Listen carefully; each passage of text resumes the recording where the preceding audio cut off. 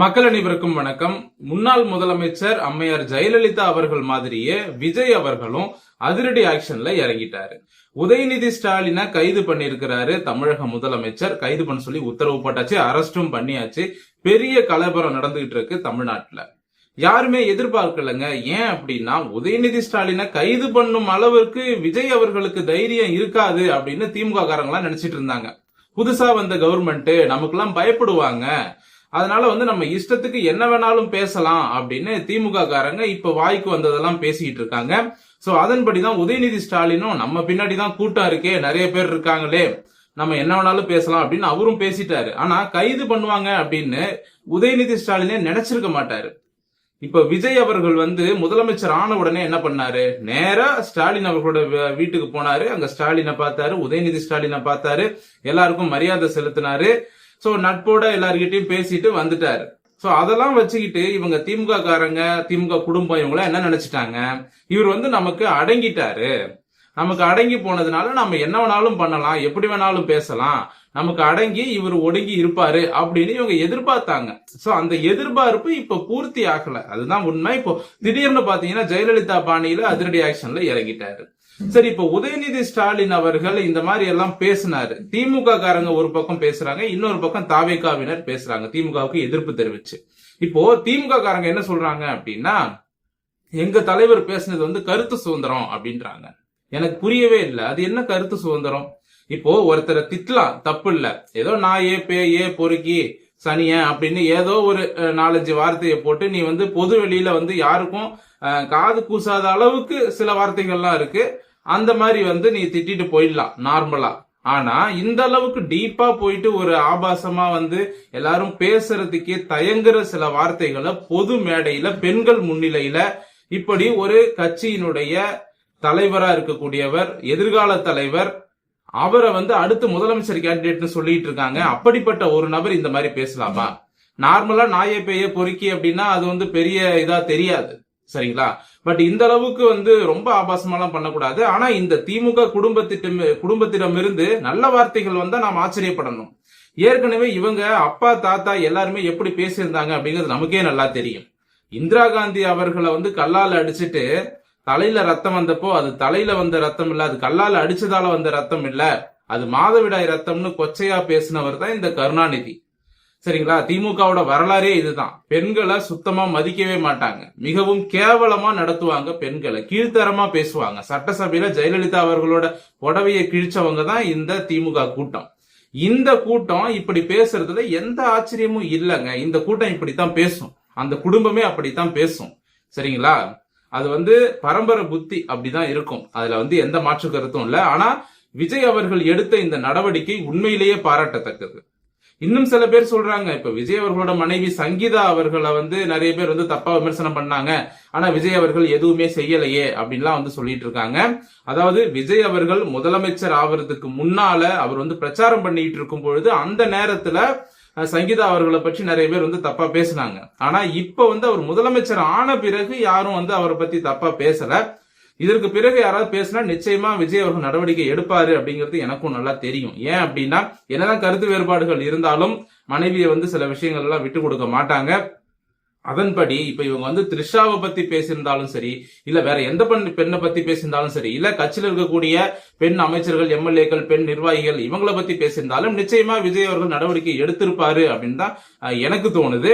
ஏன் அப்படின்னா, இப்போ முதலமைச்சர் விஜய் அவர்கள் காவல்துறையினர்கிட்ட பேசும்பொழுது, இப்போ உதயநிதி பேசினார் இல்லையா, அது சம்பந்தமா பேசும்பொழுது காவல்துறை அதிகாரிகள்லாம் என்ன சொன்னாங்களாம், அவர் அரெஸ்ட் பண்ண வேண்டாம், அரெஸ்ட் பண்ணணும் அப்படின்னா லா அண்ட் ஆர்டர் ப்ராப்ளம் வரும், சட்டம் ஒழுங்கு பிரச்சனை வரும், தமிழ்நாடு முழுக்க எல்லா இடங்களிலும் போராட்டம் வெடிக்கும், பஸ் மறியல் பண்ணுவாங்க, இந்த மாதிரி நிறைய பிரச்சனைகள் வரும் சார், அதெல்லாம் எப்படி சமாளிக்கிறது அப்படின்லாம் சொன்னாங்களாம். அதற்கு விஜய் அவர்கள் என்ன சொல்லியிருக்காராம், என்ன பிரச்சனை வந்தாலும் நான் பாத்துக்கிறேன், நீங்க கைது பண்ணுங்க. இன்னைக்கு அதாவது என்ன சம்பந்தப்படுத்தி தப்பா பேசியிருக்கான், அதே போல நாளைக்கு என்னுடைய கட்சி நிர்வாகிகளோ, என்னுடைய கட்சியை சேர்ந்த பெண் நிர்வாகிகள் பத்தியோ, இல்ல பெண் அமைச்சர்கள் பத்தியோ, இல்ல மற்ற அமைச்சர்கள் பத்தியோ இன்னும் அதிகமா பேசுவோம். இப்ப நம்ம விட்டுட்டோம் அப்படின்னா இன்னும் வாய் ரொம்ப ஓவரா போயிடும் அப்படிங்கிற மாதிரி கோபத்துல பேசியிருக்கிறாராம் விஜய் அவர்கள்.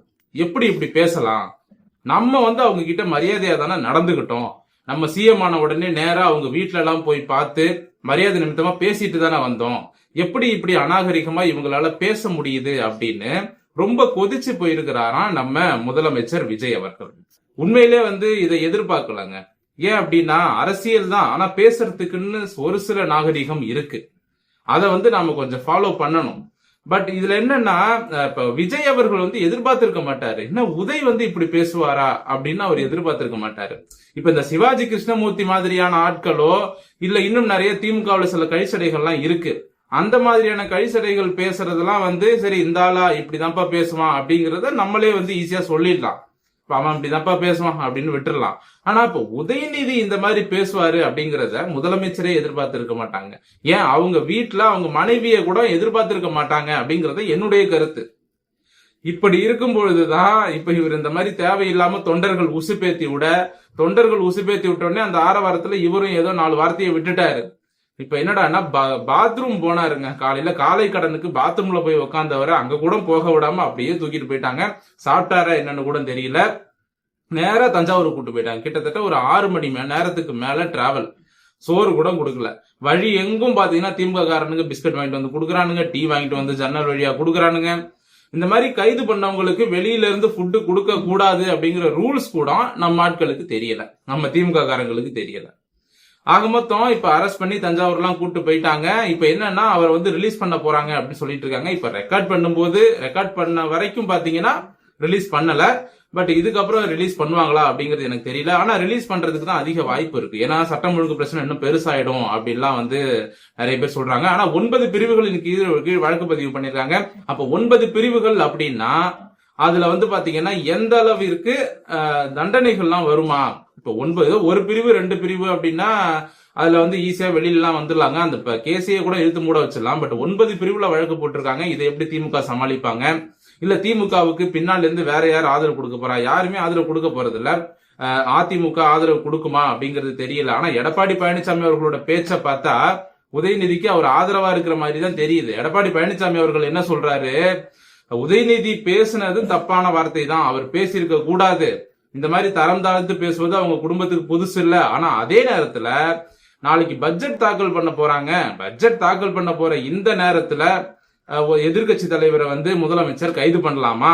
அப்போ பட்ஜெட் தாக்கல் பண்ணும் பொழுது பிரச்சனை வரக்கூடாதுங்கிறதுக்காக முன்கூட்டியே இதை காரணமா வச்சு எதிர்கட்சி தலைவரை கைது பண்றாங்க. இதுக்கும் கண்டனம் தெரிவிக்கிறேன் அப்படின்னு எடப்பாடி பழனிசாமி அவர்கள் சொல்லிட்டாரு. அதாவது ஈயம் பூசின மாதிரியும் இருக்கணும், பூசாத மாதிரியும் இருக்கணும். அப்படிதான் உதயநிதிக்கும் கண்டனம், நம்ம முதலமைச்சர் விஜய் அவர்களுக்கும் கண்டனம், 2 பேருக்கும் கண்டனம் தெரிவித்து விட்டார் எடப்பாடி பழனிசாமி அவர்கள்.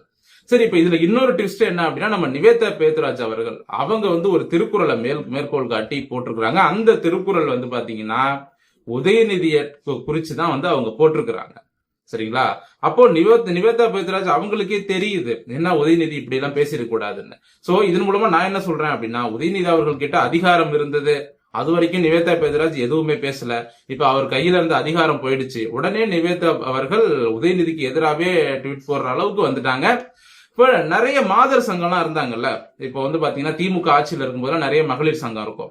அதிமுக காரங்க என்ன பேசுறாங்க, தாவேகா என்ன பேசுறாங்க, பிஜேபி காரங்க என்ன பேசுறாங்க, நாம் தமிழர்காரங்க என்ன பேசுறாங்க, இதெல்லாம் தேடி கண்டுபிடிச்சு இவங்களா பெண்கள் அசிங்கப்படுத்திட்டாங்கன்னு சொல்லி போராட்டத்துல இறங்கி அவங்களை கைது பண்ண சொல்லி நிறைய பிரச்சனை செய்யக்கூடிய இந்த மகளிர் சங்கங்கள், இந்த மகளிர் சங்கங்கள்லாம் இப்ப எங்க போனாங்க?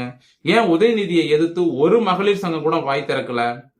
ஆக மொத்தம் என்ன அப்படின்னா, இதுல இருந்து இந்த மகளிர் சங்கம், சரிங்களா, இந்த ஜனநாயக வாலிபர் சங்கம், இளைஞர் சங்கம், பெண்கள் சங்கம் அப்படின்னு ஏகப்பட்ட சங்கங்கள் வச்சிருக்காங்க பாத்தீங்களா?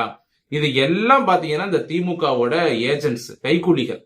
அதனால இந்த மகளிர் சங்கம்லாம் இந்த விஷயத்துல உதயநிதியை எதிர்த்து ஒரு வார்த்தை கூட பேச மாட்டாங்க.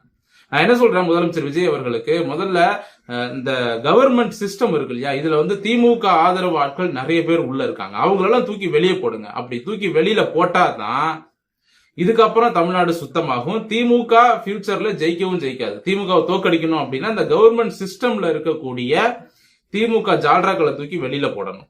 சரிங்களா? எல்லா டிபார்ட்மெண்ட்லயும் இருக்காங்க, போலீஸ் டிபார்ட்மெண்ட்ல இருந்து, ரெவன்யூ டிபார்ட்மெண்ட்ல இருந்து, தமிழ்நாடு அரசு துறைகள்ல நிறைய சங்கங்கிற பேர்ல இந்த மாதிரி நிறைய திமுக கைக்கூலிகள் இருக்காங்க. இவங்களெல்லாம் நீங்க ஒழிச்சு கட்டினா தான் சுத்தமான தமிழ்நாட்டை உருவாக்க முடியும் அப்படிங்கிறது என்னுடைய கருத்து.